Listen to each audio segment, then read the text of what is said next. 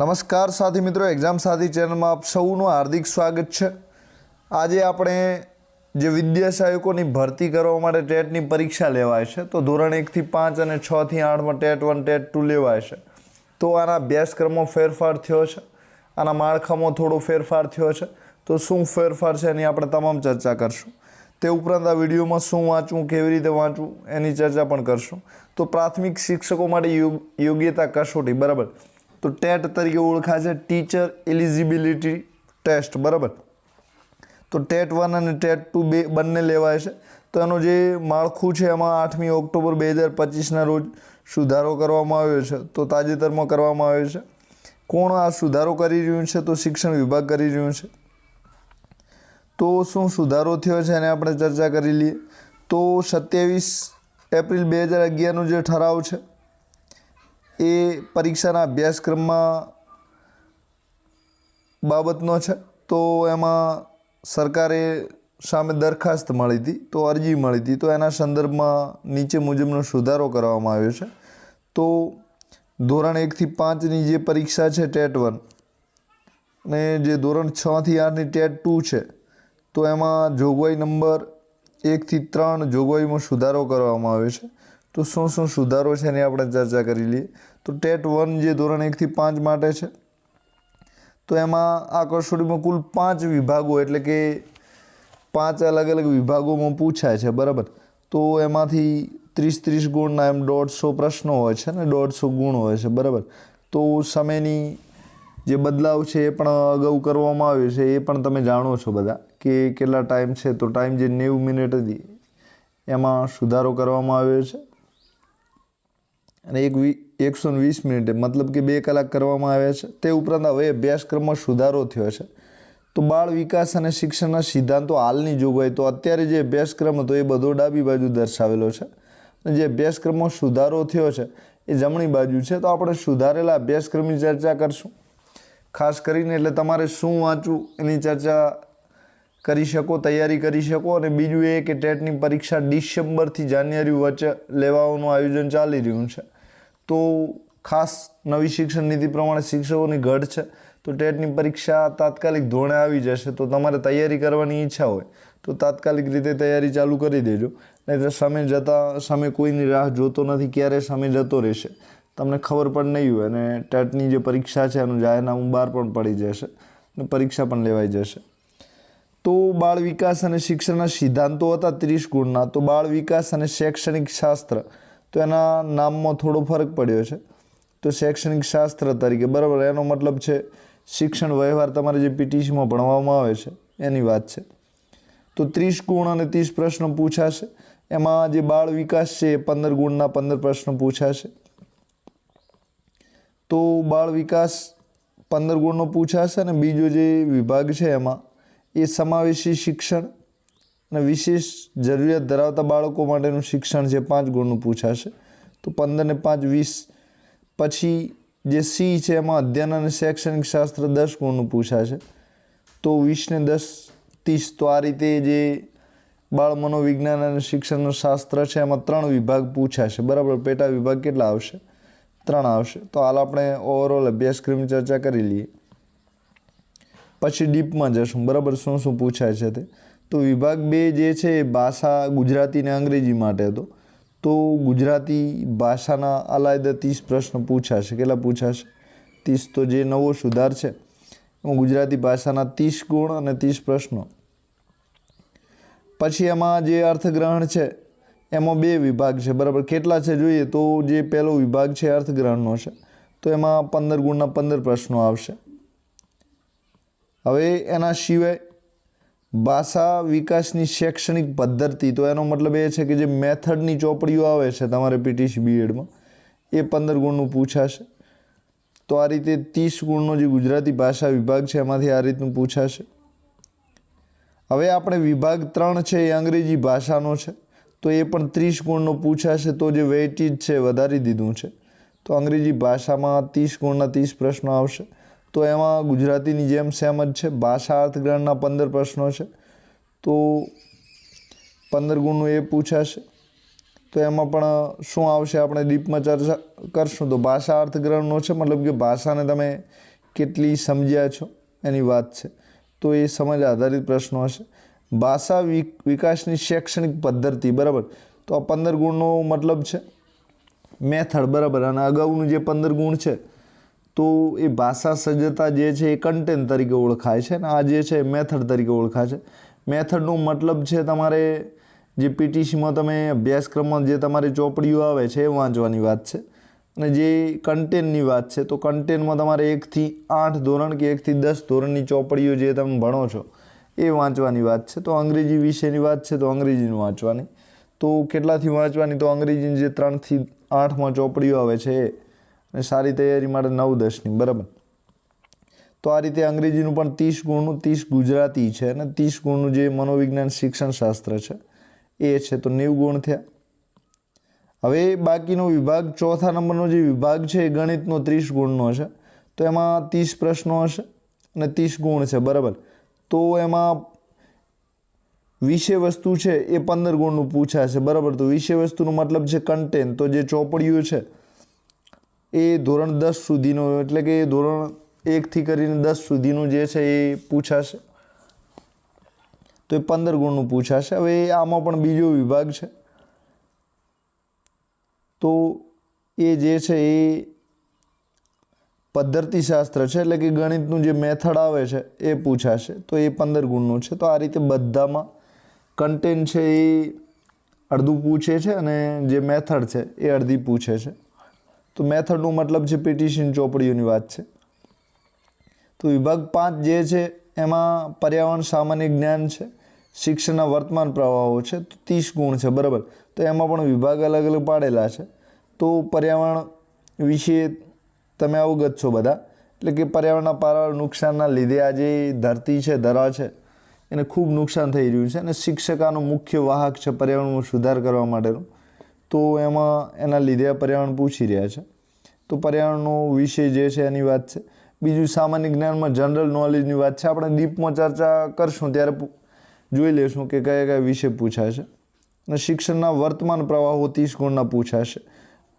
તો આમાં બધા માટે અલગ અલગ ગુણ છે, કુલ 30 ગુણ છે, બરાબર. પર્યાવરણ, સામાન્ય જ્ઞાન અને શિક્ષણ વર્તમાન પ્રવાહો, તો 3 વિભાગ છે, બરાબર. તો શિક્ષણના વર્તમાન પ્રવાહોની વાત છે, શિક્ષણની નવી નીતિ આવી છે, શિક્ષણના નવા રોજબરોજની જે વર્તમાન ઘટનાઓ ઘટી રહી હોય છે એ છે. તો આમાં શિક્ષણ ખાતાના પરિપત્ર ઠરાવની વાત છે, કોઈ નવી નીતિ છે, કોઈ નવો અભ્યાસક્રમ છે, કોઈ નવી પદ્ધતિ છે, કોઈ નવો પ્રોજેક્ટ, સરકારી પ્રોજેક્ટો, તો આ બધી જ વાતોનો આમાં સમાવેશ થાય છે. તો આમાં જે 30 ગુણનો વિભાગ છે એમાંથી પર્યાવરણ 20 ગુણનું પૂછાશે.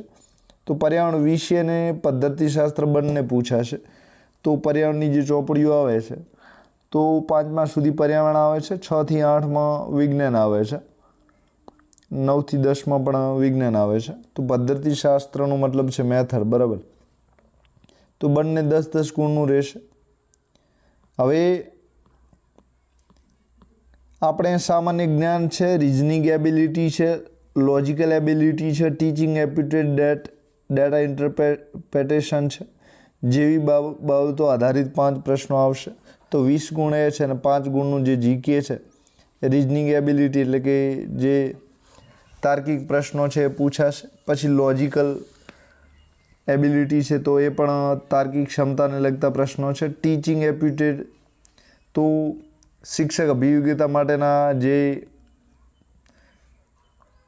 આલેખો અને કોઠા છે એવા પણ પૂછાશે. તો આમ કરીને 5 માર્ક્સનું જીકે છે, બરાબર. તો અભ્યાસક્રમ વધારે ને પૂછે ઓછો એવું છે આ 5 ગુણમાં. પછી શિક્ષણના વર્તમાન પ્રવાહ, તો જે કરંટ પ્રવાહ છે એ 5 ગુણનું પૂછાશે. તો આ રીતે જે અભ્યાસક્રમ છે એ કુલ 30 ગુણનો પર્યાવરણ અને જીકેનો છે. તો આ રીતે ધોરણ 1 થી 5નો જે અભ્યાસક્રમ છે આપણે ઉપર ચર્ચા કરી લીધી છે. ડીપમાં પણ આપણે એની ચર્ચા કરીએ છીએ. તો હાલ હવે ટેટ 2ના અભ્યાસક્રમની વાત કરી લઈએ. તો એના અભ્યાસક્રમમાં પણ ફેરફાર થયો છે. તો આ કસોટીમાં કુલ 2 વિભાગ રહેશે. તો અગાઉ પણ 2 વિભાગ હતા, તો વિભાગ 1 અને વિભાગ 2, બરાબર. તો જે વિભાગ 1 છે એ 75 ગુણનો છે. તો વિભાગ બીજા નંબરનો છે એ પણ 75 ગુણનો છે. તો વિભાગમાં કોઈ ચેન્જ થયો નથી, પણ અભ્યાસક્રમમાં ચેન્જ થયો છે. તો હાલની જોગવાઈ છે, એટલે કે જૂનો અભ્યાસક્રમ એ ડાબી બાજુ છે, જે અભ્યાસક્રમ નવો સુધારેલ જોગવાઈ છે એ જમણી બાજુ આપેલો છે. તો જોઈએ શું ચેન્જ થયો છે. તો નવો જે અભ્યાસક્રમ છે એમાં બાળ વિકાસ અને શૈક્ષણિક શાસ્ત્રના 25 ગુણ ગણ્યા છે. પ્રશ્નો પણ 25 જ પૂછાશે. તો એમાં પણ પેટા વિભાગ છે, તો એમાં બાળ વિકાસ 10 પ્રશ્નો છે, તો 10 ગુણનું પૂછાશે. તો હવે આપણે ટેટ 2ની ચર્ચા કરી રહ્યા છીએ, એટલે કે ધોરણ 6 થી 8માં ટીચર થવા માટે ટેટ 2 લેવાય છે. તો 10 ગુણમાં બાળ વિકાસ પૂછાશે. હવે જે બીજા 10 ગુણ છે એમાં સમાવેશી શિક્ષણની સંકલ્પના અને વિશેષ જરૂરિયાતવાળા બાળકોની સમજના 5 ગુણ છે. તો સમાવેશીનો મતલબ છે દિવ્યાંગ બાળકો છે, પછી વધારે બુદ્ધિ ધરાવતા કાં તો અસાધારણ પ્રતિભા ધરાવે છે અને સામાન્ય બાળકો છે, બધાની વાત છે. તો સમાવેશીમાં કન્યાકુમારની પણ વાત છે, તો એ સમાવેશી શિક્ષણ કહેવાય. પછી વિશેષ જરૂરિયાતવાળા બાળકોની સમજ છે, તો એમાં દિવ્યાંગ બાળકો છે ને બીજા જે છે એની છે, તો એનું કુલ 5 ગુણનું પૂછાશે. પછી 10 ગુણ જે છે અધ્યયન ને અધ્યાપન શાસ્ત્ર છે, તો આ પણ એક અલગથી વિષય તમારે આવે છે, તો એમાંથી આ 10 ગુણનું પૂછાશે. તો આ બીએડનો વિષય છે, તો ટીચિંગ અને લર્નિંગની વાત છે, બરાબર. તો આ રીતે કુલ જે છે 25 ગુણ છે, 10 10 10 5 10, બરાબર. હવે જે બીજું ભાષાનો વિભાગ છે ગુજરાતી અંગ્રેજી, તો ગુજરાતી અને અંગ્રેજી ભાષામાંથી જે નવી જોગવાઈ છે એમાંથી 25 ગુણનું પૂછાશે. તો શું શું પૂછાશે? અભ્યાસક્રમમાં થોડો ચેન્જ થયો છે. તો સૌપ્રથમ જે છે એ ભાષાકીય સજ્જતા એ બધું ચેક કરવામાં આવશે. એટલે કે આમાં ગુજરાતી ભાષા અને અંગ્રેજી ભાષાના 25 પ્રશ્નો છે, તો આમાંથી કોનું કેટલું પૂછશે એ વાત નથી, એટલે કે એનો આમાં ચોખવટ કરેલી નથી. તો ગુજરાતી અંગ્રેજી ભાષા 25 ગુણની પૂછાશે. તો આમાં જે મેથડ છે એ વધારે પૂછાશે. કેવી રીતે પૂછાશે આપણે ડીપમાં ચર્ચા કરશું. એટલે કે 4 કૌશલ્ય છે, શ્રવણ, કથન, વાંચન, લેખન, એ પણ આમાં મેથડ પૂછાશે. પછી પ્રશ્નો, સમજૂતી, અનુમાન, વ્યાકરણ છે, આવું પણ પૂછાશે. તો ડીપમાં આપણે ચર્ચા કરીએ જ છે. હવે ત્રીજો જે વિભાગ છે એ 25 ગુણનો છે, તો ત્રણેય વિભાગ 25 ગુણના છે. તો ત્રીજો જે વિભાગ છે એ સામાન્ય જ્ઞાન, શિક્ષણના વર્તમાન પ્રવાહો બાબતનો છે. તો સામાન્ય જ્ઞાનનો મતલબ છે જનરલ નોલેજ, તો એમાં બધા જ વિષય આવી શકે છે. વર્તમાન પ્રવાહોનો મતલબ છે શિક્ષણ જગતને લગતા વર્તમાન પ્રવાહો. તો આ કુલ 3 વિભાગ છે, બરાબર. જે પ્રથમ વિભાગ છે બધા માટે કોમન હોય છે, એટલે કે ગુજરાતના છો તો તમે ગુજરાતી જાણતા હોવા જોઈએ.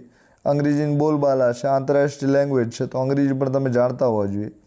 તો આ રીતે જે છે કુલ 3 વિભાગ છે.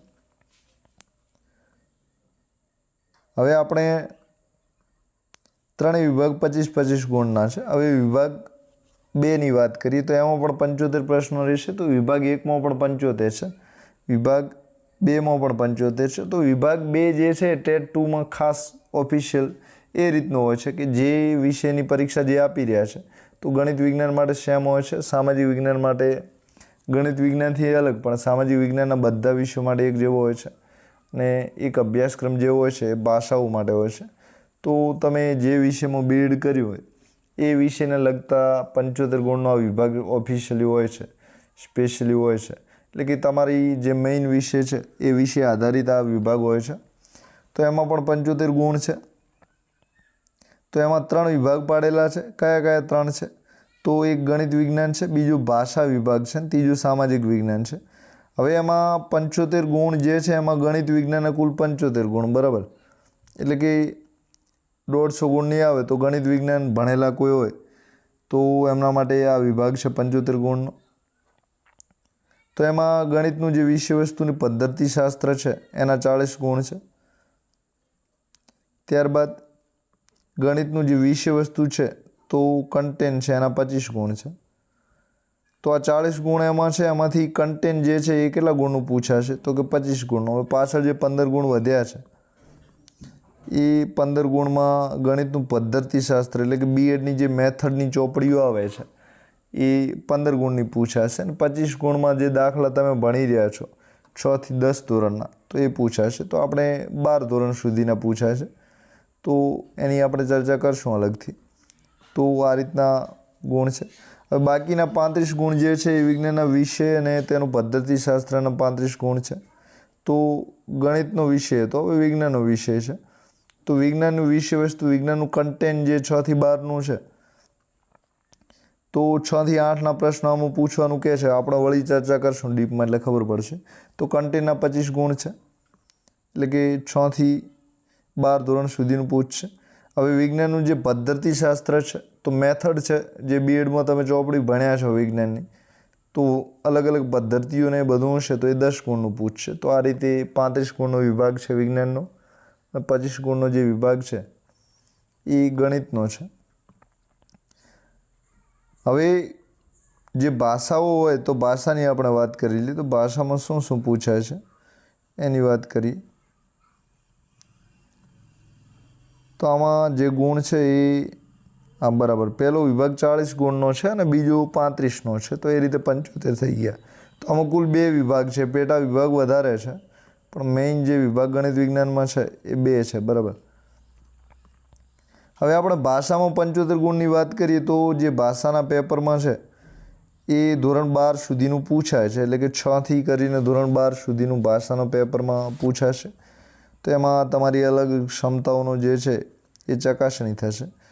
તો જે ભાષા 75 ગુણની પૂછાય છે એમાં શું શું પૂછાય છે, તો સૌ પ્રથમ 20 ગુણની ગુજરાતી ભાષા પૂછાશે. બરાબર. તો એમાં ગુજરાતી ભાષાનું જે કન્ટેન્ટ છે 15 ગુણનું રહેશે.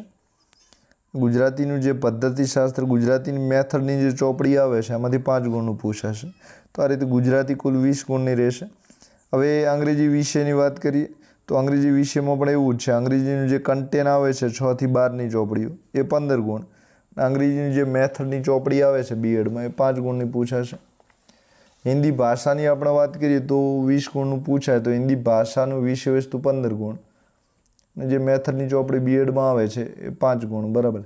પછી સંસ્કૃત, ઉર્દુ, મરાઠી ભાષા છે, તો આ જે પણ ભાષા તમે રાખો છો એમાં વિષય વસ્તુ 10 ગુણનું આવે છે, અને 5 ગુણનું જે છે એ પદ્ધતિશાસ્ત્ર આવે છે. તો આ રીતે 15 ગુણ છે એના. 5 ગુણ હજુ પણ બાકી છે. તો એ 5 ગુણ જે છે એ રીતનું છે. બરાબર. 5 ગુણ આપણે ડિટેલમાં ચર્ચા કરશું તો એ શેના છે. તો આ રીતે પૂછાય છે આટલું બધું. હવે સામાજિક વિજ્ઞાનની વાત કરીએ તો એમાં પણ 75 પ્રશ્નો છે, 75 ગુણ છે. તો સામાજિક વિજ્ઞાનનું જે વિષય વસ્તુ છે એ 50 ગુણનું પૂછાય છે. બરાબર. તો સામાજિક વિજ્ઞાન જે વિષય 6 થી 12માં આવે છે એનું કન્ટેન્ટ, બરાબર, 6 થી 12ની ચોપડીઓ બેઠી વાંચવાની વાત છે. હવે સામાજિક વિજ્ઞાનની જે પદ્ધતિશાસ્ત્ર છે એ 25 ગુણનું છે. તો જે મેથડ છે એ 25 ગુણની છે. તો ચોપડી તો ટેટ 2ની પરીક્ષા આપતા 6 થી 8ની વાંચવાની હોય, પરંતુ ડીપમાં વધારે પૂછે તો જે 9 થી 12 છે એમાં ડિટેલ અભ્યાસક્રમ આપેલો હોય, સારી રીતે આપેલો હોય, એટલે કે તમે વાંચેલું હોય તો તમે સારી રીતે તૈયારી કરી શકો છો.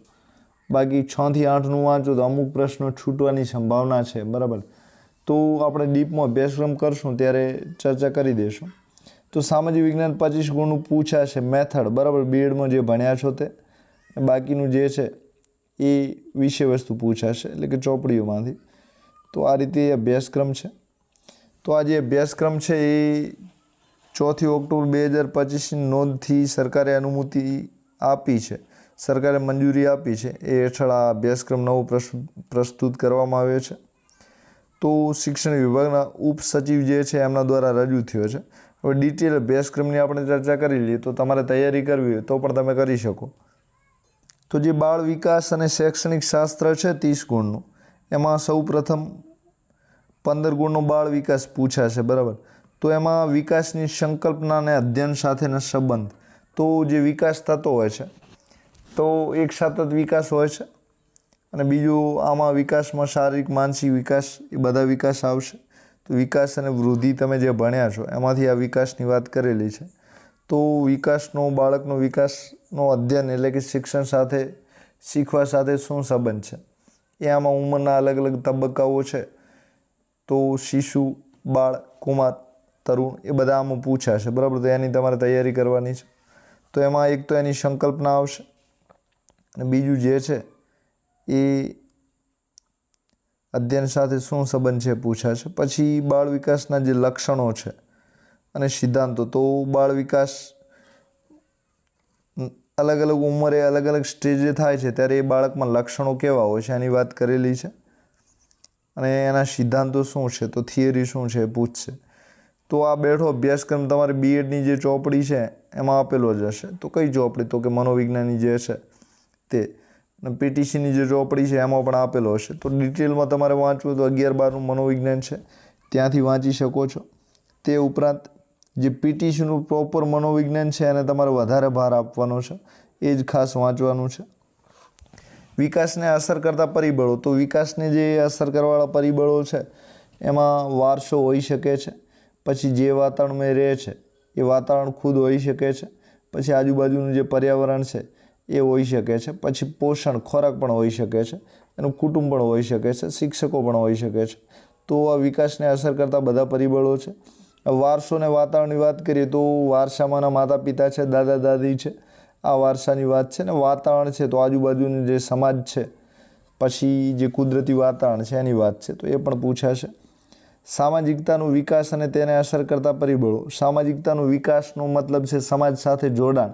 તો સમાજ સાથે એ કઈ રીતે વર્તન કરે છે, મેળા છે, જાહેર જગ્યાઓ છે ત્યાં કેવી રીતે વર્તન કરે છે એની વાત છે. અને તેને અસર કરતા પરિબળો, તો સામાજિકતાને અસર શું કરે છે, તો બાળકનું શરમાળપણું છે, આ બધા જે પરિબળો છે.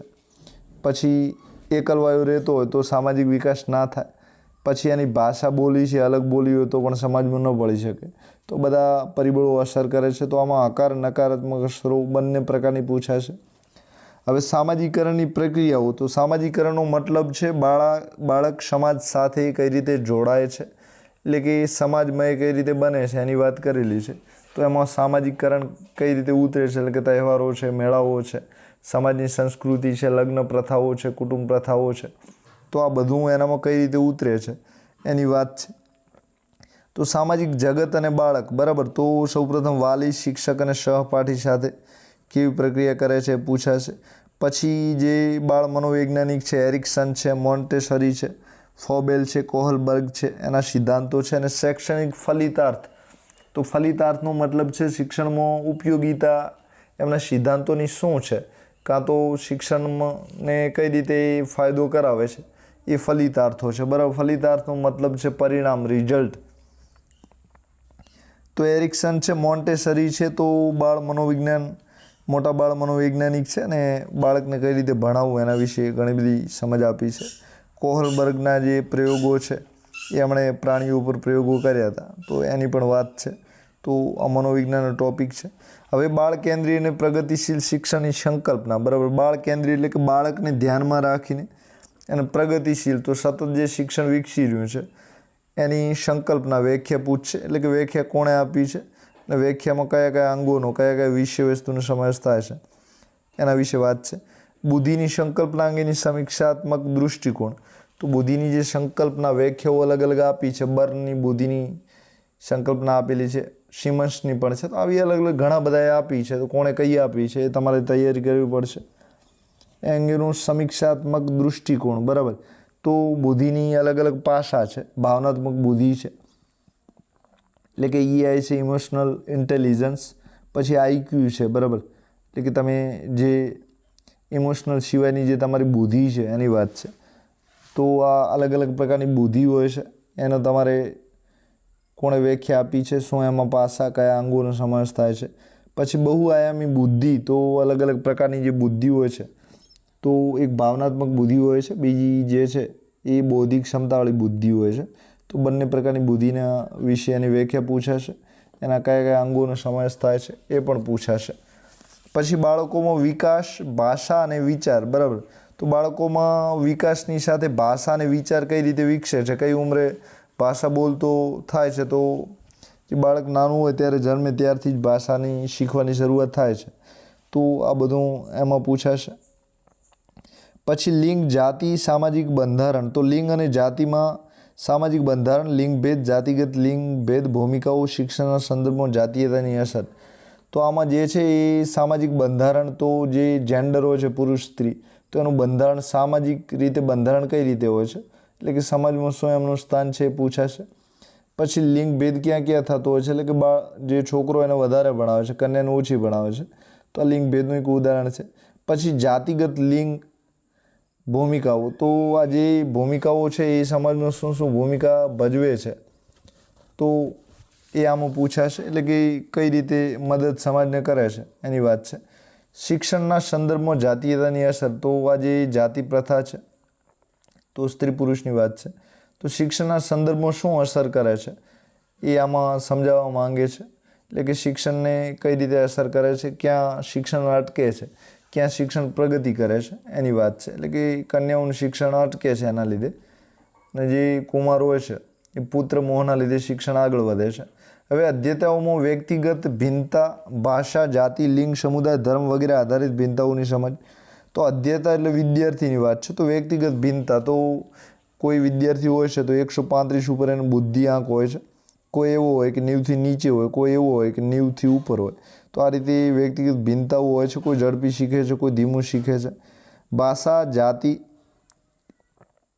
લિંગ, સમુદાય, ધર્મ વગેરે આધારિત ભિન્નતાઓ, તો ભાષા કોઈ ગુજરાતી બોલે, કોઈ મરાઠી બોલે, કોઈ હિન્દી બોલે. જાતિમાં ફરક હોય, કોઈ પુરુષ હોય, કોઈ સ્ત્રી હોય, કોઈ અટક અલગ અલગ હોય, તો એ રીતે પણ જાતિમાં ફરક હોય. પછી લિંગમાં ફરક હોય, લિંગ તો સ્ત્રી પુરુષ. સમુદાય, તો સમુદાય કોઈ હિન્દુ હોય, કોઈ બૌદ્ધ હોય, તો આ રીતે પણ ફરક હોય છે. ધર્મમાં પણ ફરક હોય છે, તો કોઈ હિન્દુ ધર્મ પાળતા, કોઈ મુસ્લિમ ધર્મ પાળતા, કોઈ ઈસાઈ પાળતા, કોઈ પારસી. તો આ રીતે પણ ભિન્નતાઓ અલગ અલગ પડતી હોય છે. એટલે કે એમના રીતિ રિવાજો, સંસ્કૃતિ છે એના લીધે શું શું અલગતા આવે છે એ એના પ્રશ્નો પૂછાશે. બીજું છે અધ્યયનના મૂલ્યાંકન અને અધ્યયન માટેના મૂલ્યાંકન વચ્ચેનો તફાવત શું છે. તો અધ્યયનનું મૂલ્યાંકન, તો અધ્યયનનું જે મૂલ્યાંકન છે એ તમારી પરીક્ષાઓ લેવાય છે વિદ્યાર્થીઓની, એની વાત છે. અને અધ્યયન માટે મૂલ્યાંકન કેવું હોઈ શકે છે, તો નવી શિક્ષણ નીતિઓ જે છે એ શું શું સુધાર, એટલે કે કૌશલ્યાત્મક મૂલ્યાંકન, ક્રિયાત્મક મૂલ્યાંકન લાગુ કરી રહી છે. તો આ બંને વચ્ચેનો જે તફાવત છે એ પરંપરાગત અને વર્તમાનમાં શું ફરક છે એ પૂછવા માંગી રહ્યા છે. તો શાળાકીય મૂલ્યાંકન છે, સતત અને સર્વગ્રાહી મૂલ્યાંકન છે. તો શાળાકીય મૂલ્યાંકનમાં સત્રાંત કસોટીઓ 2 લેવાય છે, પછી લેખિત, મૌખિક અને ક્રિયાત્મક 3 પ્રકારનું મૂલ્યાંકન હોય છે. તો નવી નીતિ પ્રમાણે 40 ગુણની કસોટીઓ દાખલ કરી છે. પછી સતત અને સર્વગ્રાહી મૂલ્યાંકનનો મતલબ છે પત્રક એ જે હોય છે રચનાત્મક મૂલ્યાંકન તરીકે ઓળખાય છે. તો એ દર અઠવાડિયે ભણાવતું રહે છે. જે પ્રમાણે અધ્યયન નિષ્પત્તિનો મતલબ છે લર્નિંગ આઉટકમ, તો એલો પ્રમાણે જે પ્રમાણે વિદ્યાર્થી શીખતો રહે છે એ પ્રમાણે ભરાય છે. અને આ જે સતત અને સર્વગ્રાહી મૂલ્યાંકન તરીકે ઓળખાય છે, એટલે કે અઠવાડિયાનું હોય, પછી મંથલી, મહિનાનું પણ હોય. બીજો જે પ્રશ્ન છે દૃષ્ટિકોણ અને પ્રયાસોનો, તો નજરિયો, શિક્ષણમાં અલગ અલગ નજરિયા હોય છે અને એના માટે અલગ અલગ પ્રયત્નો થયા છે, એના વિશે પૂછાશે. ત્યારબાદ વર્ગખંડમાં અધ્યતાઓની વર્ગખંડની તત્પરતા, અધ્યયન અને વિવેચનાત્મક ચિંતનના વિકાસ અને અધ્યતાની અધ્યયન સિદ્ધિના મૂલ્યાંકન માટે યોગ્ય પ્રશ્ન રચના. તો જે વર્ગખંડ છે એટલે કે ક્લાસરૂમ છે, ત્યાં અધ્યતાની વિદ્યાર્થી જે છે એના વર્ગખંડની તત્પરતા, એટલે કે ભણવા માટે કેટલો તત્પર છે, કેટલી રુચિ રાખે છે એના પ્રશ્નો. અધ્યયન અને વિવેચનાત્મક ચિંતનનો વિકાસ એનામાં કઈ ઉંમરે થાય છે, કેવી રીતે થાય છે, શેના આધારે થાય છે, તો એ પૂછાશે. ત્યારબાદ અધ્યતાની અધ્યયન સિદ્ધિના મૂલ્યાંકન માટે યોગ્ય પ્રશ્નોની રચના. તો અધ્યયન સિદ્ધિ એટલે કે એનામાં ક્ષમતા સિદ્ધિ કેટલી થઈ છે એના માટે યોગ્ય પ્રશ્નોની રચના. તો ટૂંકા પ્રશ્નો, નિબંધ પ્રકારના પ્રશ્નો છે. પછી ઓબ્જેક્ટિવ, વસ્તુલક્ષિતાના પ્રશ્નો છે. તો આવા પ્રશ્નોની રચના કઈ રીતે કરવી, કયા પ્રકારના પ્રશ્નો હોઈ શકે, આ બધા પ્રશ્નો આમાં આવશે. બરાબર. હવે બીજું પાસું છે એ સમાવેશી શિક્ષણ અને વિશેષ જરૂરિયાત ધરાવતા બાળકો અંગે સમજનું છે. તો એ 5 ગુણનું પૂછાશે. તો એમાં વિવિધ પરિવેશ ધરાવતા અધ્યતાઓને સમાવવા. તો વિવિધ પરિવેશ એટલે કે આર્થિક, સામાજિક રીતે પછાત હોય, વંચિત બાળકો હોય, તો આ બધા બાળકોને કેવી રીતે સમાવી શકાય, એમના માટે શું શું કામ કરી શકાય, કઈ કઈ નીતિઓ છે, તો કેટલું અનામત છે, આ બધી વાતો આમાં આવશે. શું શું એમાં ખામીઓ હોઈ શકે, એમની ખામીઓનો કઈ રીતે સુધાર કરી શકાય, તો આ પાસા બધા એમાં આવશે. અધ્યયન અક્ષમતા, લર્નિંગ ડિસેબિલિટી ધરાવતા બાળકો, વિવિધ દિવ્યાંગતા ધરાવતા બાળકો છે. તો આ જે ક્ષમતાઓ અલગ અલગ છે, લર્નિંગ ડિસેબિલિટી, તો કોઈને બોલવાની હોય, કોઈને સાંભળવાની ખામી હોય, કોઈને ચાલવાની ખામી હોય, તો આ બધી જે કોઈ ધીમે શીખવાની ખામી હોય, કોઈ વધારે ઝડપથી શીખતું હોય, તો આવી અલગ અલગ ખામીઓ છે એના વિશે પૂછાશે 5 ગુણમાં. પછી 10 ગુણ જે છે અધ્યયન અને શૈક્ષણિક શાસ્ત્ર, તો 10 ગુણનું પૂછાશે. તો બાળકો કેવી રીતે વિચારે છે અને શીખે છે, શાળાકીય પ્રદર્શનમાં તેઓ કેમ અને કેવી રીતે નિષ્ફળ જાય છે તેના કારણો. શાળાકીય પ્રદર્શનનો મતલબ છે જે પરીક્ષાઓ લેવાય છે એની વાત છે, જે કૌશલ્ય આધારિત ઇવેન્ટો થાય છે એની વાત છે. તો આમાં બાળકો કેવી રીતે વિચારતું હોય છે, કેવી રીતે શીખતું હોય છે, એટલે કે ધીમું કે ઝડપી, એ પૂછાશે. અધ્યયન અધ્યાપનની પાયાની પ્રક્રિયાઓ, બાળકોની અધ્યયન વ્યૂહરચનાઓ, સામાજિક પ્રવૃત્તિ તરીકે અધ્યયનનો સામાજિક પરિપ્રેક્ષ્ય. તો જે અધ્યયન અધ્યાપનની પાયાની પ્રક્રિયાઓ કઈ છે, એટલે કે વાંચન, શ્રવણ, કથન અને લેખન, એની વાત છે. બાળકોની અધ્યયન વ્યૂહરચનાઓ, તો બાળકો આ જે છે 4 કૌશલ્ય કઈ રીતે શીખે છે. સામાજિક પ્રવૃત્તિ તરીકે અધ્યયન, તો સમાજમાંથી બાળકો, માતા પિતા, કુટુંબ, શિક્ષકો, વાલીગણ સમાજમાંથી કેટલું શીખે છે એની વાત છે. અધ્યયનનો સામાજિક પરિપ્રેક્ષ્ય, તો આ અધ્યયન છે એ સમાજને શું મદદ કરી શકે છે, સમાજમાં કેવી અસર ઉપજાવે છે એના વિશે પૂછાશે. બાળક સમસ્યા ઉકેલનાર અને વૈજ્ઞાનિક શોધક તરીકે, તો જે બાળક છે એ સમસ્યાનો ઉકેલ કેવી રીતે લાવે છે, તો વૈજ્ઞાનિક ઢબે જે સમસ્યા છે એને કઈ રીતે ઉકેલે છે, તો એ આમાં પૂછાશે. પછી બાળકોમાં અધ્યયન માટેની વૈકલ્પિક સંકલ્પના, અધ્યયન પ્રક્રિયામાંથી બાળકોને થતી ભૂલોની મહત્ત્વના સોપાન તરીકે સમજ. તો જે બાળક છે એમાં અધ્યયન માટેની વૈકલ્પિક સંકલ્પના, એટલે કે બીજું અધ્યયન કયા પ્રકારનું હોઈ શકે અને એની વ્યાખ્યા શું છે એ પૂછાશે. અધ્યયન પ્રક્રિયામાં બાળકથી ઘણી બધી ભૂલો થતી હોય છે, એટલે કે શ્રવણ, કથન, વાંચન, લેખન. તો બીજી વ્યવહારને લગતી પણ ભૂલો હોય છે, તો એના સોપાન પણ આમાં પૂછાશે. જ્ઞાન, બોધ અને સંવેગો પૂછાશે. તો જે બુદ્ધિની કસોટીઓ છે, બુદ્ધિની જે વ્યાખ્યાઓ છે એની વાત છે. સંવેગોનો મતલબ છે ભાવનાત્મક જે બુદ્ધિ છે, એટલે કે એની લાગણી છે, ગુસ્સો છે, પ્રેમ છે, આ બધા પર કઈ રીતે કંટ્રોલ કરે છે એના આવેગો ઉપર, એની વાત છે. તો આ જે કસોટી 2 છે, આઈક્યુ ને ઇક્યુ, એના પ્રશ્નો આમાં આવશે. પ્રેરણા અને અધ્યયન, તો વિદ્યાર્થીને સતત પ્રેરણા કેવી રીતે પાડવી અને એના લીધે શિક્ષણ કેવી રીતે વધે, એને પ્રેરણા અને અધ્યયન કહેવાય. તો આમાં પણ ઘણા બધા મનોવૈજ્ઞાનિક કામ કર્યું છે. તો એમાં જે બિલાડી પરના પ્રયોગો છે, ચિમ્પાન્જી પરના પ્રયોગો છે, તો આ કોહલરને બધા છે એમણે પ્રેરણા અને અધ્યયન પર જે કામ કર્યું છે એના વિશે પૂછાશે. અધ્યયનને અસર કરતા વ્યક્તિગત અને પર્યાવરણીય પરિબળો, તો વ્યક્તિગતનો મતલબ છે જે બાળક હોય છે તો એની એક તો બુદ્ધિ અસર કરી શકે છે, એનું કુટુંબ પણ અસર કરી શકે છે. તે ઉપરાંત આ જે બાળક હોય છે એનો સ્વભાવ છે, શીખવાની ક્ષમતા છે, પછી સાંભળવાની ક્ષમતા છે, બધા પાસા આવશે. પર્યાવરણીય પરિબળો છે, તો પર્યાવરણને લગતા જે પણ પરિબળો છે, કુદરતી પરિબળો છે એની વાત છે. હવે આ પ્રથમ વિભાગ આ રીતે પૂછાશે 30 ગુણનો. જે બીજો વિભાગ છે એ ગુજરાતી ભાષા છે 30 ગુણ, તો એના 30 પ્રશ્નો ટેટ 1માં આવશે. તો એમાં અર્થગ્રહણના 15 પ્રશ્નો આવશે 15 ગુણના, તો એને અંગ્રેજીમાં લેંગ્વેજ કમ્પ્રિહેન્શન કહેવાય છે. તો ભાષાના પેપરમાં દરેક વિષય વસ્તુમાં એક તો ભાષા સજ્જતા પૂછે છે, તો એનો મતલબ છે જે ભાષા લખવાની સજ્જતા છે, વાંચવાની છે, સમજવાની છે, એને સજ્જતા કહેવાય, બરાબર. મતલબ છે વ્યાકરણ, બરાબર. બીજું છે સંભાષણ અને વિદ્યાર્થી સાથેનો વર્ગ વ્યવહાર. તો સંભાષણ અને વિદ્યાર્થી સાથેનો જે વર્ગ વ્યવહાર છે, તો જે વાણી વ્યવહારનું કૌશલ્ય છે અભિવ્યક્તિનું, એ આ કૌશલ્યનો આમાં સમાવેશ થયો છે. પછી આંતરક્રિયાને લગતી સજ્જતાનું મૂલ્યાંકન કરતા તેમજ ભાષાના મૂળભૂત જે પણ તત્વો છે, એટલે કે શ્રવણ, કથન, વાંચન, લેખન, પછી વ્યાકરણ છે, પછી ભાષા સજ્જતા છે, એ આ બધા એના કૌશલ્યો છે. તો એ બાબતે આ વિદ્યાર્થી શીખે જરૂરી છે. પછી પ્રત્યાયન અને સાર અર્થગ્રહણની ક્ષમતાનું મૂલ્યાંકન કરતા પ્રશ્નો. પ્રત્યાયનનો મતલબ છે એકબીજા સાથે વાત કરવી, તો પ્રત્યાયનમાં સંદેશો, પછી સંદેશાને ઝીલનાર જે માધ્યમો છે એ, પછી એમાં કયા સાધનો વપરાયા છે, એ સંદેશો મોકલનાર, સંદેશો મેળવનાર, આ બધા પ્રત્યાયનના જે સોપાન છે એ પૂછાશે. સાર અર્થગ્રહણની ક્ષમતાનું મૂલ્યાંકન કરતા પ્રશ્નો, તો જે ફકરા આધારિત પ્રશ્નો આવે છે એમાં વિદ્યાર્થી વ્યાકરણ કેટલું સમજ્યો છે, નથી સમજ્યો, એ આ પૂછાશે, બરાબર. તો આમાં સામાન્ય રીતે ફકરો પૂછે ને, ફકરા આધારિત પ્રશ્નો હોય એવું પૂછી શકે છે, બરાબર. તો એમાં બધા જ કૌશલ્યો ચેક કરશે, એટલે કે તમારું વ્યાકરણ કેટલું મજબૂત છે, ભાષામાં તમે કયા શબ્દોને કઈ રીતે સમજો છો, વાક્યોને સમજો છો કે નહીં, વ્યાકરણને વિરામચિહ્નો સમજો છો કે નહીં, આ બધી જ બાબતોનામાં સમાવેશ થશે. અપરિચિત પાઠો વાંચવા. 2 પાઠ, 1 ગદ્ય અથવા નાટક અને 1 કાવ્ય. તો અપરિચિત પાઠો એટલે કે જે નામી અનામી લેખકો છે એમણે જે લખ્યા હોય એ પાઠ તમારી સામે મૂકે અને પછી એના આધારિત પ્રશ્નો પૂછે, એટલે કે તમે એ ફકરાને સમજો અને એના આધારે પ્રશ્નનો જવાબ આપો. તો આ પૂછાશે.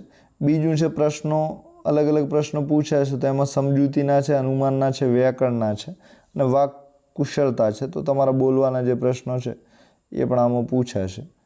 તો અનુમાન આધારિત પ્રશ્નો છે, વ્યાકરણ આધારિત છે, એ આમાં ગુજરાતી ભાષામાં પૂછાશે. તો એમાં શું હોઈ શકે છે? તો ગદ્યખંડ, સાહિત્યિક, તો જે સાહિત્યને લગતા દાખલા તરીકે ચંદ્રકાંત બક્ષી છે. પછી બીજા આપણા જે ગુજરાતીના લેખકો છે જે ગદ્ય લખ્યું એમણે, નર્મદ છે, તો એમના સાહિત્યિક પ્રશ્નો આવી શકે છે. પછી વૈજ્ઞાનિક પ્રશ્નો છે, વર્ણનાત્મક અથવા વિવેચનાત્મક પણ હોઈ શકે છે. તો આવા પ્રશ્નો પૂછાશે અને એના જે જવાબો છે તમારે આપવાના રહેશે. તો ટૂંકમાં પણ હોઈ શકે છે ને મોટા પ્રશ્નો ફકરા આધારિત પણ હોઈ શકે છે, પણ બધા એક જ ગુણના હશે, બરાબર. પણ ફકરા આધારિત પૂછે છે કે સીધો પ્રશ્ન પૂછે છે એ અલગ અલગ રીતે પૂછશે. પછી શ્રવણ અને કથન. તો ભાષા શિક્ષણમાં શ્રવણ એટલે સાંભળવું અને કથન એટલે બોલવું. તો ભાષા શિક્ષણમાં શું શું મહત્ત્વ છે? તો એક શ્રવણ છે, એના લીધે વિદ્યાર્થી જે ભણવાની ઝડપ છે એનામાં વધે છે, શિક્ષણ સારી રીતે મેળવે છે. કથન છે તો શું શીખ્યું છે કથન દ્વારા વ્યક્ત કરી શકે છે. તો શ્રવણ અને કથન જે છે આ પૂછાશે આમાં. તો એમાં પણ 2 કૌશલ્ય છે. તો કથનમાં એક તો વાંચન આવે છે અને એક અભિવ્યક્તિ આવે છે. શ્રવણમાં એક સાંભળવું આવે છે અને એક બીજું વાંચન આવે છે, બરાબર. કથનમાં લેખન અને જે અભિવ્યક્તિ છે આ 2 આવે છે. શ્રવણમાં વાંચન અને સાંભળીને આ બંને આવશે. આ કસોટીમાં ધોરણ 1 થી 5ના ગુજરાતી ભાષા વિશેના અભ્યાસક્રમ આધારિત પ્રશ્નો તમને પૂછાશે, બરાબર. તો 1 થી 5નું જે ગુજરાતી છે એમાંથી જ આ પ્રશ્નો કાઢશે, પરંતુ તેનું જે કઠિનતા મૂલ્ય છે એટલે કે ટફ પ્રશ્નો એવા કાઢશે કે ધોરણ 10 સુધીના રહેશે. તો એનો મતલબ એ છે કે તમારે ધોરણ 10 સુધીનું વ્યાકરણ તમે સમજો એ જરૂરી છે. તો આ રીતે 1 થી 5ની ચોપડીઓ છે એમાંથી પૂછશે, પણ એનું જે કઠિનતા લેવલ છે ધોરણ 10 સુધીનું રહેશે. તો તમારે વાંચવાનું શું? તો ધોરણ 1 થી 5 વાંચવાનું, પણ ડીપમાં વાંચવાનું છે, બરાબર. તો ટેટ 1ની ચર્ચા ચાલી રહી છે. હવે બીજો વિભાગ છે અલાયદો ભાષા વિકાસની શૈક્ષણિક પદ્ધતિ. 15 ગુણના 15 પ્રશ્નો આવશે. તો અધ્યયન અને ભાષાની સંપ્રાપ્તિ છે. તો લર્નિંગ એન્ડ એક્વિઝિશન છે. તો એક્વિઝિશનનો મતલબ છે તમે ભાષાને કઈ રીતે શીખી રહ્યા છો, કેટલું ઝડપથી અર્થગ્રહણ કરો છો, ને એક્વિઝિશન કહેવાય છે. તો આ જે અર્થગ્રહણની ઝડપ છે, શ્રવણ, કથન, વાંચન, લેખન કૌશલ્યની ફરીથી ચર્ચા આવે છે. તો તમે 2 રીતે ભાષાને શીખી શકો છો, એક તો વાંચન દ્વારા અને બીજી જે છે શ્રવણ દ્વારા શીખી શકો છો. તો આ રીતે તમારામાં ભાષાની પ્રાપ્તિ થાય છે. ભાષા શિક્ષણના સિદ્ધાંતો શું શું છે? એટલે કે ભાષા શિક્ષણના જે અલગ અલગ ભાગ છે, ગદ્ય છે, પદ્ય છે. પછી ભાષા શિક્ષણના સિદ્ધાંતો શું હોય એટલે કે નિયમો કયા હોય? તો નિયમો વિશે આમાં પૂછશે. ભાષા શીખવામાં વ્યાકરણની ભૂમિકા અંગેની સમીક્ષાત્મક દૃષ્ટિ, વિચારોને મૌખિક અને લખાણ સ્વરૂપે વ્યક્ત કરવા. તો ભાષા શીખવામાં જે વ્યાકરણ ભૂમિકા અલગ અલગ રીતે વાક્યના બંધારણમાં ભૂમિકા પાર પાડે છે. સર્વનામ વિશેષણ તરીકે વપરાય છે, છંદ અલંકાર તરીકે વપરાય છે. તો આ રીતનું વ્યાકરણમાં તમે ટૂંકમાં વ્યાકરણ જાણતા હોય એવું કહેવા માંગે છે. તો આ રીતે વ્યાકરણ પૂછાશે. વર્ગખંડમાં ભાષા શીખવવાના પડકારો શું શું છે? ભાષાકીય મુશ્કેલીઓ, ભૂલો અને વિકારો. તો વર્ગખંડમાં જે ભાષા શીખવવાના પડકારો શું છે? તો એક તો શિક્ષણના માધ્યમો છે, એ સારા ના હોય તો ભાષા તમે શીખવવામાં તકલીફ પડે. પછી જે શિક્ષક છે એ મોટા અવાજથી બધાને ન સંભળાય રીતે બોલતા હોય તો પણ તકલીફ પડે છે. તો પડકારો શું શું હોઈ શકે છે? તો ઘણા બધા પડકારો હોઈ શકે છે. ભાષાકીય મુશ્કેલીઓ, તો ભાષાકીય બોલીની મુશ્કેલીઓ હોય, લહેકાની મુશ્કેલીઓ હોય છે, તો અલગ અલગ હોઈ શકે છે. તો એમાં ભૂલો અને વિકાર શું શું આવે છે તો એ તમારે શીખવાનું છે. પછી ભાષા કૌશલ્ય છે, તો ભાષાના અલગ અલગ કૌશલ્ય છે, બરાબર. તો એક તો અર્થગ્રહણનું કૌશલ્ય હોય, બીજું અભિવ્યક્તિનું હોય અને ત્રીજું શબ્દ ભંડોળનું. તો આ અલગ અલગ કુલ 6 કૌશલ્ય આવે છે. તો ચોપડીની શરૂઆતમાં જ તમારે આપેલા છે. તો એ કૌશલ્ય વિશે પ્રશ્ન પણ આમાંથી નીકળશે. હવે ભાષા અર્થગ્રહણ અને પ્રવીણનું મૂલ્યાંકન. તો ફરીથી ભાષા અર્થગ્રહણ જે છે એ પૂછશે આમાં. શ્રવણ, કથન, વાંચન, લેખન છે એના વિશેના પ્રશ્નો આવશે કે આના નિયમ શું છે. સૌ પ્રથમ કયું હોય તો કે અભિવ્યક્તિનું કયું છે, અર્થગ્રહણનું કૌશલ્ય કયું છે. તો અલગ અલગ પ્રશ્નો આમાંથી નીકળશે. અધ્યયન અધ્યાપન સામગ્રી પાઠ્યપુસ્તકો છે, મલ્ટીમીડિયાની સામગ્રી છે, વર્ગખંડના બહુભાષી સ્ત્રોતો છે. તો અધ્યયન અધ્યાપન શીખવવા માટેની જે સામગ્રી છે, તો અત્યારે તો ટીવી ચાલે છે, ડિજિટલ મીડિયા છે, યુટ્યુબ છે, દીક્ષા પોર્ટલ છે. તે ઉપરાંત પાઠ્યપુસ્તકો છે, સ્વાધ્યાય પોથીઓ આવી છે, સ્વઅધ્યયન પોથીઓ આવી છે. તો અલગ અલગ લેવલ છે. તો એ સામગ્રી વિશે પૂછ્યું છે. કાપા કૌશલ્ય બધું આમાં આવશે. પછી પાઠ્યપુસ્તકો, મલ્ટીમીડિયા સામગ્રી. પાઠ્યપુસ્તકો વિશે તમે જાણો છો બધા. મલ્ટીમીડિયા સામગ્રીનો મતલબ છે આજે સોશિયલ મીડિયાની ચેનલો છે એજ્યુકેશનને લગતી. પછી બીજા જે પાઠ્યપુસ્તકની પૂર્તતા કરે એવા જે પણ સાધનો છે તમામ આવશે. વર્ગખંડના બહુભાષી સ્ત્રોતો, બરાબર. બહુભાષી અંગ્રેજીમાં, હિન્દીમાં, અલગ અલગ ભાષામાં શીખવતા જે પોર્ટલો છે, દીક્ષા છે, જી શાળા છે, બધાની વાત કરેલી છે. ઉપચારાત્મક શિક્ષણ, રેમેડિયલ ટીચિંગ. ઉપચારાત્મક તો વિદ્યાર્થી તમે શીખવી દો છો પરંતુ એમાં કચાશ રહે છે. તો ફરીથી તમે જેમ ડૉક્ટર કોઈ બીમારીની દવા કરે છે એમ વિદ્યાર્થી જ્યાં પણ નબળા પાસા છે એ તમારે ફરીથી એના ઉપચાર કરવાનો છે, ફરીથી શીખવાનું છે. તો એના માટે નિદાનાત્મક કસોટી પણ તમારે લેવી પડે છે. તો એના શું સિદ્ધાંત છે, કસોટી કેવી રીતે લેવાય છે, કઈ કસોટી હોય છે એ પૂછાશે. હવે ત્રીજા નંબરે અંગ્રેજી ભાષા છે, તો એ પણ 30 ગુણની છે. તો એમાં ભાષા અર્થગ્રહણના પ્રશ્નો પૂછાશે.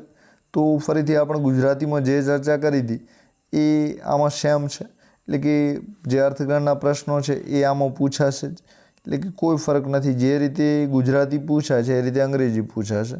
આપણે ડિટેલમાં ચર્ચા કરી દીધી છે કે કઈ કઈ રીતે આવી શકે છે. તો તમારે મેથડ છે કે કન્ટેન્ટ છે એ તમારે જોઈ લેવાનું છે. બીજું ભાષા વિકાસની શૈક્ષણિક પદ્ધતિ છે. તો એમાં પણ આ ગુજરાતી ભાષામાં હમણાં આપણે ડિટેલમાં ચર્ચા કરી એ બધું આમાં સેમ છે, કોઈ ફરક નથી. ફરક એટલો છે કે પહેલાંમાં ગુજરાતી ભાષાના પ્રશ્નો ગુજરાતીમાં નીકળશે અને આમાં બધા જ પ્રશ્નો અંગ્રેજી ભાષાના નીકળશે. તો આટલું ફરક છે. વિભાગ ચોથો ગણિતનો છે, 30 ગુણના પ્રશ્નો આવશે. તો એમાં 15 ગુણનું ગણિત આવશે, 1 થી 5નું. તો એમાં ગણિત વિષયમાં સંકલ્પના, સ્પષ્ટીકરણની બાબતો છે. તો પૂર્ણાંક છે, અપૂર્ણાંક છે, અવયવ છે, અવયવી છે, આ બધું જે પણ પૂછાય છે એની વાત છે. હવે સમસ્યા ઉકેલ સંબંધિત ક્ષમતા આધારિત પ્રશ્નો. તો કોઈ પણ સમસ્યા આવે એટલે કે દાખલા, કોયડા છે એ પૂછાશે. તો 1 થી 5ના ગણિત વિશેના અભ્યાસક્રમ આધારિત જે પણ પ્રશ્નો છે એ આમાંથી પૂછવામાં આવશે. એનો શોર્ટ મતલબ એવો છે કે ગણિત પૂછાશે, બરાબર. કહ્યું તો કે 1 થી 5નું. તો એનું જે કઠિનતા મૂલ્ય છે, ટફ લેવલ છે, ધોરણ 10 સુધીનું રહેશે. એટલે કે થોડું ટફ પૂછાશે. તો એ રીતે તમારે એડવાન્સ લેવલે 6 થી 8ના ગણિતની તૈયારી કરવી પણ જરૂરી છે. પદ્ધતિશાસ્ત્ર 15 ગુણનું છે. તો એમાં ગણિતનું સ્વરૂપ, તર્ક શક્તિ છે, બાળકોની વિચારવાની તથા તર્ક કરવાની તરાહ છે, અર્થ, તેને શીખવા માટે અપનાવતી વ્યૂહરચનાઓ છે. તો આ મેથડમાં બેઠો અભ્યાસક્રમ આપેલો છે, તમારે વાંચવાનો છે. અભ્યાસક્રમમાં ગણિતનું સ્થાન ક્યાં છે એ પણ પૂછાશે. ગણિત શિક્ષણની અલગ અલગ પદ્ધતિઓ છે, આગમન છે, નિગમન છે. તો ગણિતની જે પણ પદ્ધતિઓ છે એ બધી પદ્ધતિઓ આમાં પૂછશે.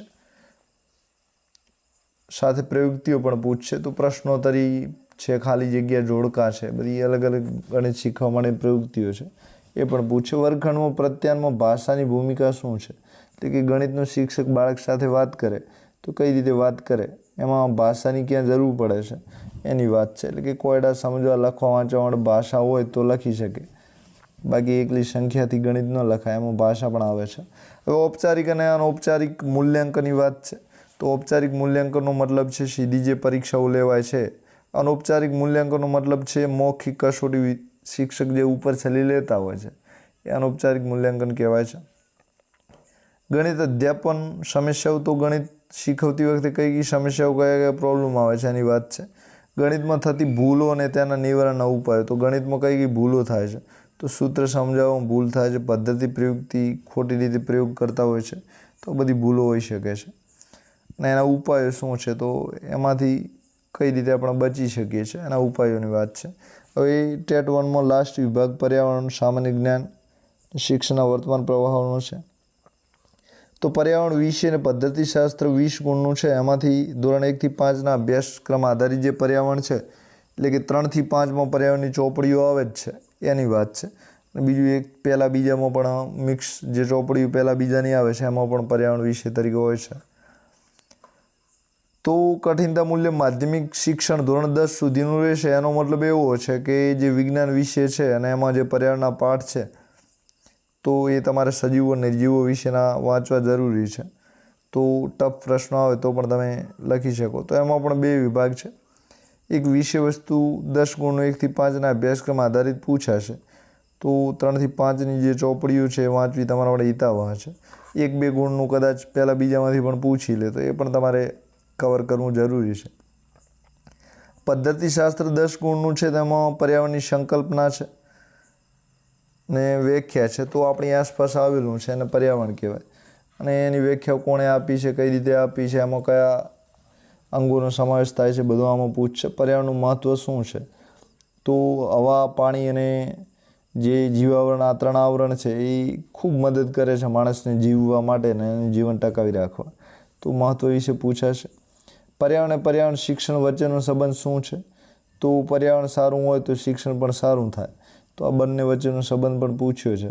અધ્યયનના સિદ્ધાંતો કયા છે, તો કઈ રીતે તમારે શીખવવું એની વાત છે. વિજ્ઞાન અને સામાજિક વિજ્ઞાન સાથેનો વ્યાપ અને સંબંધ શું છે, તો વિજ્ઞાન સામાજિક વિજ્ઞાન બંને ક્યાં સુધી વિસ્તરેલા છે, એટલે કે ક્યાં ક્યાંની પર્યાવરણ ઉપયોગિતા છે અને એનો સંબંધ શું છે એ પણ આમાં પૂછશે.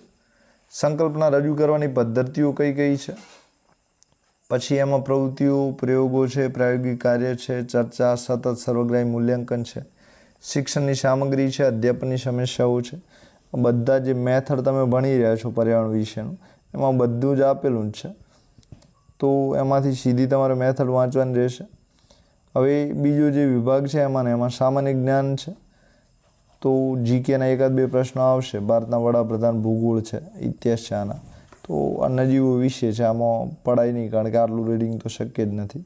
રિઝનિંગ એબિલિટી છે, તો તમે ગણિત કરશો એની સાથે રિઝનિંગ તો તમને આવડતું જ હશે. જાહેર પરીક્ષાની તૈયારી કરી હોય તો રિવિઝન 1-2 વખત કરો તો આવડી જાય. એપ્ટિટ્યૂડ ડેટા ઇન્ટરપ્રિટેશન છે, તો આલેખ આધારિત પ્રશ્નો છે, નકશા આધારિત છે, બધામાં પૂછાશે. તો 5 ગુણનો એ આવશે. શિક્ષણના વર્તમાન પ્રવાહો છે, તો જે કરંટ અફેર છે એ પૂછાશે. શિક્ષણ નીતિઓ છે, ભારત સરકાર, ગુજરાત સરકાર, પછી યુનેસ્કો જે છે એમણે જે શિક્ષણ લગતી નીતિઓ રજૂ કરી હોય, પછી અલગ અલગ પ્રોજેક્ટ હોય, દાખલા તરીકે સમગ્ર શિક્ષા છે, સર્વ શિક્ષા અભિયાન છે, ગુણોત્સવ છે, પ્રવેશોત્સવ છે. તો બધા વર્તમાન પ્રવાહો છે એ પૂછશે. કોઈ પોર્ટલ હોય એ પણ તમે તૈયાર કરવાનું જરૂરી છે. તો 1 થી 5નો આટલો અભ્યાસક્રમ છે. હવે 6 થી 8ના અભ્યાસક્રમ ચર્ચા કરી લઈએ. તો 6 થી 8નો જે અભ્યાસક્રમ છે એમાં બાળ વિકાસ અને શૈક્ષણિક શાસ્ત્ર છે એ 25 ગુણનો. તો 75 ગુણનો વિભાગ એ 3 વિષય, એટલે કે ગણિત વિજ્ઞાન, ગણિત 1, ગણિત વિજ્ઞાન 1, બીજું સામાજિક વિજ્ઞાન, ત્રીજું ભાષા. 3 માટે 75 સેમ છે. અને 75 ગુણનું અલગથી તમે જે વિષય ભણ્યા છે એનું પૂછાશે. તો સેમની આપણે ચર્ચા કરી લઈએ. તો જે ટેટ 1માં આપણે ચર્ચા કરી છે એ જ બધી સેમ બાબતો છે, થોડો ફરક છે, એની ચર્ચા કરી લઈએ. તો બાળ વિકાસ અને શૈક્ષણિક શાસ્ત્ર 25 ગુણનું પૂછાવાનું છે. તેમાં સૌપ્રથમ બાળ વિકાસ 10 ગુણનો પૂછાશે. તો વિકાસની સંકલ્પના અને અધ્યયન સાથેનો સંબંધ શું છે એ પૂછાશે. તો વિકાસ જે છે, આપણે વિકાસની વાતો કરી દીધી છે. પછી બાળ વિકાસના સિદ્ધાંતો શું છે, તો બાળ વિકાસના અલગ અલગ સિદ્ધાંતો હોય, એટલે કે શિશુ હોય ત્યારે કઈ રીતે શીખે છે, તરુણ થાય, કિશોર થાય ત્યારે કઈ રીતે શીખે છે. તો આ અલગ અલગ લેવલ છે એ પૂછાશે. વિકાસમાં 2 પ્રકારના, શારીરિક અને માનસિક વિકાસ. સામાજિક વિકાસ પણ પૂછી શકે છે. તો કન્ટેન્ટનું નહીં પણ મેથડના પ્રશ્નો છે, એટલે કે જે ચોપડી છે બાળ વિકાસ શૈક્ષણિક શાસ્ત્ર BEdની, એમાંથી પૂછાશે. વિકાસની સંકલ્પના, તો વિકાસ અને વૃદ્ધિ તમે જે ભણો છો, ડેવલપમેન્ટ, વિકાસ વિશે પૂછાશે આમાં. પછી વારસો અને વાતાવરણની બાળ વિકાસ પર અસર શું થાય છે, તો વારસાનો મતલબ છે કુટુંબ, દાદા દાદી, માતા પિતા એ બધાની વાત છે. વાતાવરણની મતલબ છે આજુબાજુનું જે વાતાવરણ છે, સમાજ છે અને જે પર્યાવરણ છે એ વાતાવરણ છે. તો એની બાળ વિકાસ એટલે કે જે બાળક વિકાસ નાનામાંથી મોટું થતું હોય છે ત્યારે કઈ રીતે શીખે છે, શું વાતાવરણ અસર કરે છે, કુટુંબ શું અસર કરે છે, એના પ્રશ્નો આવશે. સામાજિકરણની પ્રક્રિયા છે, સામાજિક જગત છે, બાળક, શિક્ષક, માતા પિતા અને સહપાઠી. તો બાળક સમાજમાં જ્યારે ભળે છે ત્યારે સમાજમાંથી કઈ રીતે શીખી શકે છે, એટલે કે બાળક સમાજમય કઈ રીતે બને છે, એ સામાજિકરણ છે. તો એમાં સામાજિક જગતમાં બાળક, શિક્ષક, માતા પિતા અને સહપાઠી સાથે ભણતા વિદ્યાર્થી શું શું અસર કરે, શું મદદ કરે છે, એ તમામ બાબતો આમાં આવશે. જીન પિયાજેના અધ્યયન રચનાત્મક સિદ્ધાંત, પછી વાઇગોત્સ્કીનો અધ્યયનના સામાજિક સંરચનાવાદનો સિદ્ધાંત છે, એ પણ આમાં પૂછાશે. તો જે જીન પિયાજેનો અધ્યયન રચનાત્મક સિદ્ધાંત છે એ તમારે મોઢે કરવો પડશે. પછી અધ્યયનના સામાજિક સંરચનાવાદનો સિદ્ધાંત છે એ પણ તમારે તૈયાર કરવો પડશે. અધ્યયનના જે સિદ્ધાંતો સ્કિનરે આપ્યો છે, થોર્નડાઇકે આપ્યો છે અને પાવલોવે આપ્યા છે, અલગ અલગ જે પ્રાણીઓ પર પ્રયોગો કર્યા છે, તો આ ત્રણેય સિદ્ધાંતો પૂછાશે, એ પણ તૈયાર કરી લેજો. બાળ કેન્દ્રિત શિક્ષણ, તો બાળકને ધ્યાનમાં રાખીને જે શિક્ષણ આપવામાં આવે છે એના પણ સિદ્ધાંતોના અલગ અલગ વસ્તુઓ છે, વિષય વસ્તુ, વ્યાખ્યા, એ બધું પૂછાશે. બુદ્ધિની સંકલ્પના, હાર્વર્ડ ગાર્ડનર જે સંકલ્પના આપી છે તે બહુવિધ બુદ્ધિનો સિદ્ધાંત છે, એટલે કે ભાવનાત્મક બુદ્ધિ, આઈક્યુ, ઇક્યુ આવે. સાંવેગિક બુદ્ધિ છે, એનું બીજું નામ છે ભાવનાત્મક બુદ્ધિ. તો એમાં પોતાની લાગણી સમજે, બીજાની લાગણી સમજે. તો આવા અલગ અલગ પાસા છે, તૈયારી કરી લેજો. તો એના માટે તમારે બેસ્ટ તૈયારી કરવાનું માધ્યમ છે 11-12નું મનોવિજ્ઞાન છે, જે પીટીસીનું મનોવિજ્ઞાન છે, ત્યાંથી પણ તમે તૈયારી કરી શકો છો. જાતિ વિષયક ભેદ દૂર કરવામાં કેળવણીની ભૂમિકા, તો જાતિ આધારિત જે ભેદ ચાલે છે સમાજમાં, સ્ત્રી પુરુષ વિશે છે, જાતિઓની અંદર પણ ભેદ છે, આ જાતિનો છે, પેલી જાતિનો છે, તો એમાં કેળવણી એટલે શિક્ષણ શું મદદ કરે છે, એ પણ પૂછાશે. વ્યક્તિગત ભિન્નતા, ભાષા, જાતિ, સમાજ, ધર્મ વગેરે આધારિત જે છે એ એટલે કે બાળકમાં અલગ અલગ ભાષા આધારિત, કોઈ હિન્દી જાણતો, કોઈ મરાઠી જાણતો, જાતિમાં પણ આવું આ જાતિનો પહેલી, સમાજમાં પણ આવું આ સમાજ છે, પહેલો સમાજ છે, ધર્મ અલગ અલગ, હિન્દુ મુસ્લિમ અલગ અલગ ધર્મ પાળતા, તો એના લીધે પણ બાળકની શીખવાની ક્ષમતા છે એ અલગ થાય છે. અધ્યતાની ભાષા અને શાળા કઈ છે, એટલે વિદ્યાર્થી કઈ ભાષા અને શાળામાંથી આવે છે એના આધારે પણ શિક્ષણને અસર થતી હોય છે. હવે મૂલ્યાંકન અલગ અલગ પ્રકારનું હોય છે, તો એની સંકલ્પના, વ્યાખ્યા, અધ્યયનનું મૂલ્યાંકન એટલે કે જે વિદ્યાર્થી ભણ્યો છે એનું અધ્યયન માટે, એટલે કે આ જે શિક્ષણ છે એ સુધરે એના માટે મૂલ્યાંકન કઈ રીતે કરવું, સતત અને સર્વગ્રાહી મૂલ્યાંકન, રચનાત્મક મૂલ્યાંકન જે પત્રક એ ભરવાનું હોય છે. તો બાળકો ક્ષમતા આધારિત જે શિક્ષણ મેળવે છે એની વાત છે. વર્ગખંડમાં અધ્યયતાની વર્ગખંડ તત્પરતા, અધ્યયન, વિવેચનાત્મક ચિંતનનો વિકાસ, અધ્યયતાની અધ્યયન સિદ્ધિના મૂલ્યાંકન માટે યોગ્ય પ્રશ્ન રચના. તો વિદ્યાર્થી કયા રસ રુચિથી શીખે છે એની આમાં વાત કરેલી છે. પછી વિવેચનાત્મક ચિંતન શિક્ષણ માટે કઈ રીતે અલગ રીતે વિચારી શકે છે, તો મોટા પ્રશ્નોની વાત છે. અધ્યયતાની અધ્યયન સિદ્ધિના મૂલ્યાંકન, તો સિદ્ધિઓ એનામાં કેટલી પ્રાપ્ત થઈ છે, તો એના માટે જે કસોટી છે, ટેસ્ટ, પરીક્ષા લેવી, સત્રાંત કસોટી, એના માટે પ્રશ્ન રચના, ટૂંકા પ્રશ્નો, નિબંધ આધારિત પ્રશ્નો, વસ્તુલક્ષી આધારિત પ્રશ્નો, તો અલગ અલગ પ્રશ્નો પૂછાશે કે કઈ રીતે કસોટીની રચના કરવી. પછી બીજો વિભાગ આમાં 75 ગુણ જે છે એમાં સમાવેશી શિક્ષણની સંકલ્પના અને વિશેષ જરૂરિયાતવાળા બાળકોની સમજ છે, 5 ગુણનું પૂછાશે. તો ઉપેક્ષિત છે, વંચિત છે અને વિવિધ પરિવેશ, અલગ અલગ મુશ્કેલીઓ ધરાવતા જે બાળકો છે એમના વિશેના પ્રશ્નો આવશે. અધ્યયન અક્ષમતા એટલે કે જે દિવ્યાંગતા ધરાવે છે એવા બાળકોની જરૂરિયાતોને પણ આમાં જાણવી જરૂરી છે. એટલે કે કોઈ ખૂબ હોશિયાર બાળક હશે અને કોઈ એવું બાળક હશે કે પ્રતિભાશાળી, સર્જનાત્મક, વિશેષ ક્ષમતા ધરાવતા અધ્યતા હોય, એટલે કે 90 કરતાં ઉપર હોય, 90 કરતાં નીચે હોય, કાં તો જે 120 કરતાં ઉપર હોય, એમાં પ્રતિભાશાળી બાળક બંને પ્રકારના આવે છે.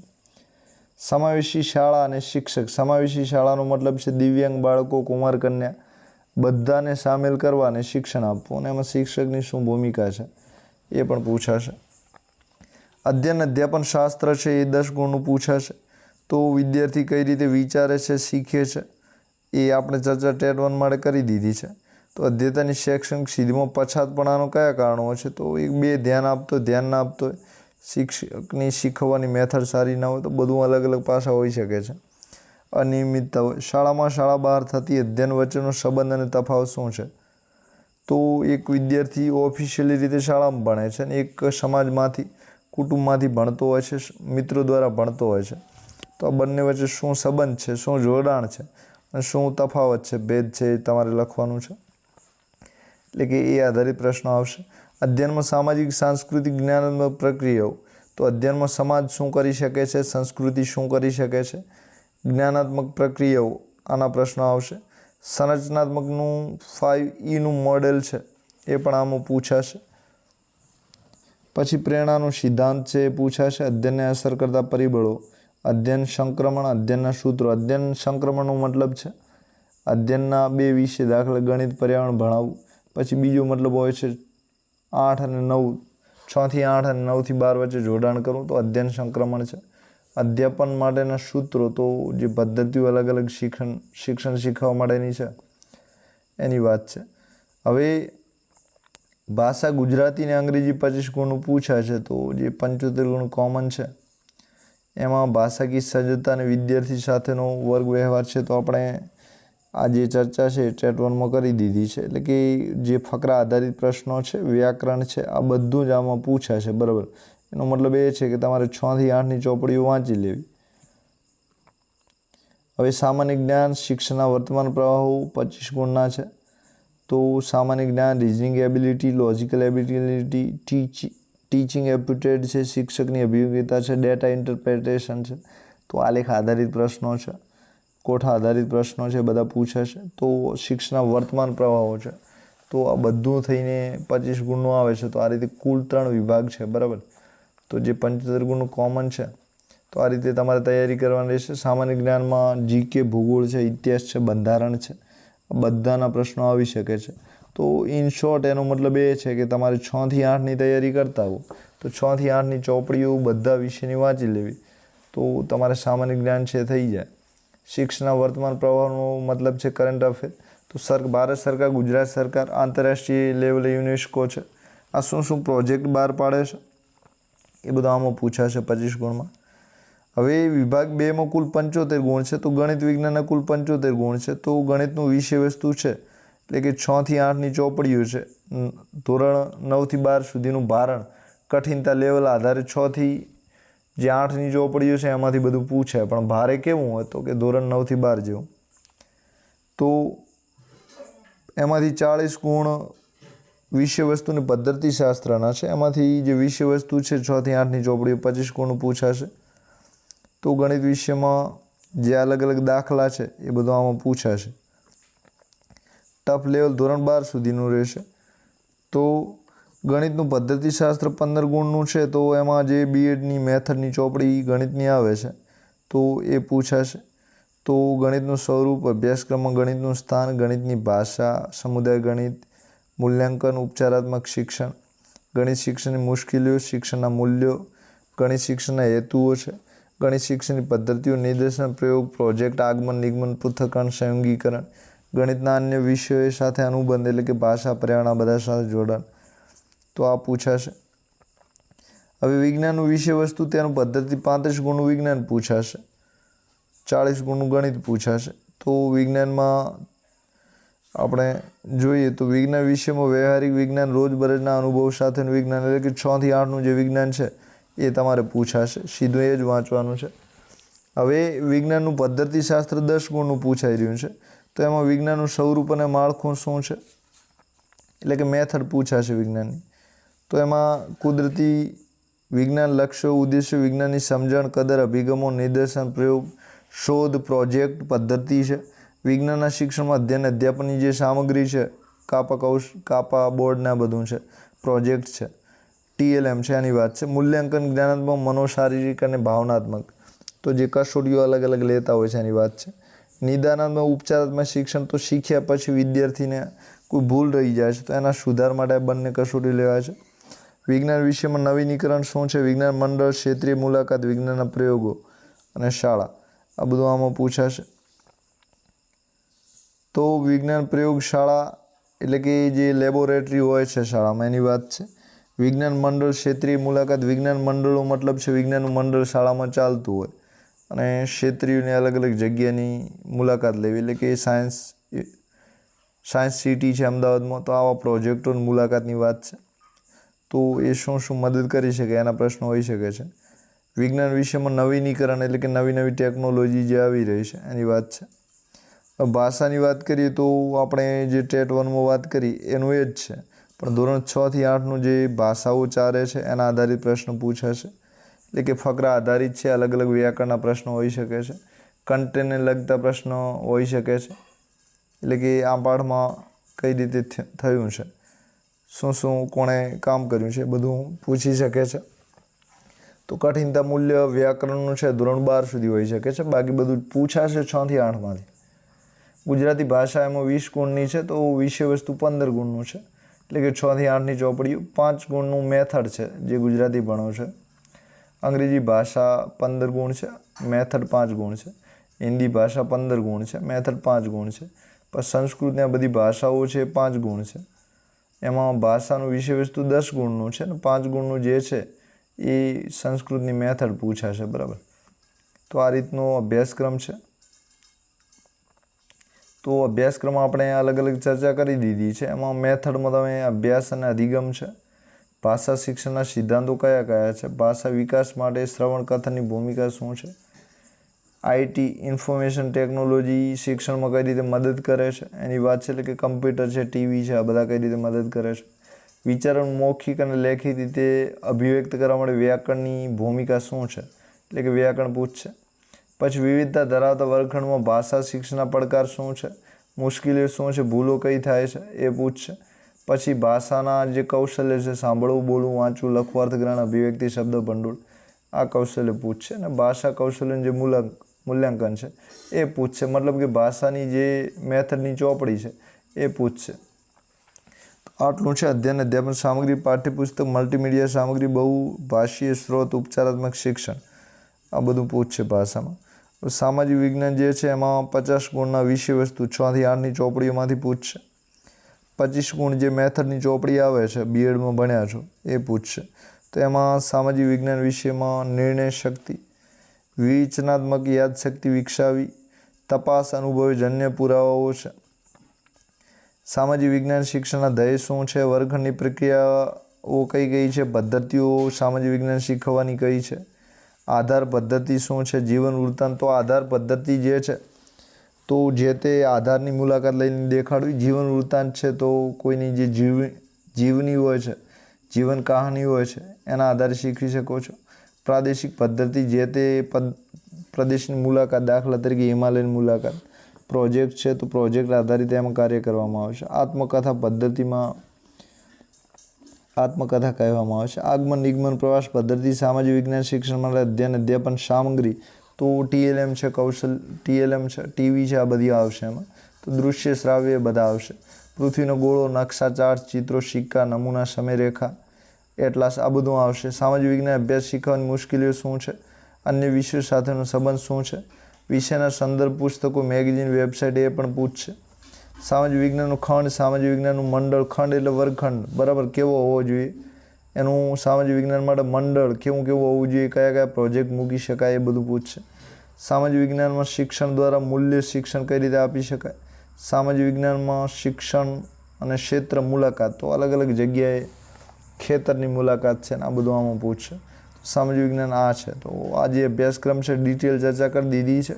ચોપડીઓ તમારે 1 થી 5 માટે ધોરણ 1 થી 5ની વિષય વસ્તુનું વાંચવાની છે, 6 થી 8 માટે 6 થી 8ની વિષય વસ્તુનું વાંચવાની છે. બાકી જે જનરલ છે એ એના માટે GCRT NCERTની ચોપડીઓ, બરાબર. તો આપ સૌનો આભાર. એક્ઝામ સાથીને જરૂર સબસ્ક્રાઈબ કરજો. મનમાં કોઈ પ્રશ્ન હોય તો અચૂક પૂછી શકો છો. સાથે તૈયારી લાગવાનો આ બેસ્ટ ટાઈમ છે, તો અત્યારથી તૈયારી ચાલુ કરી દો. Wish you all the best. આપ સૌનો આભાર. Thank you very much.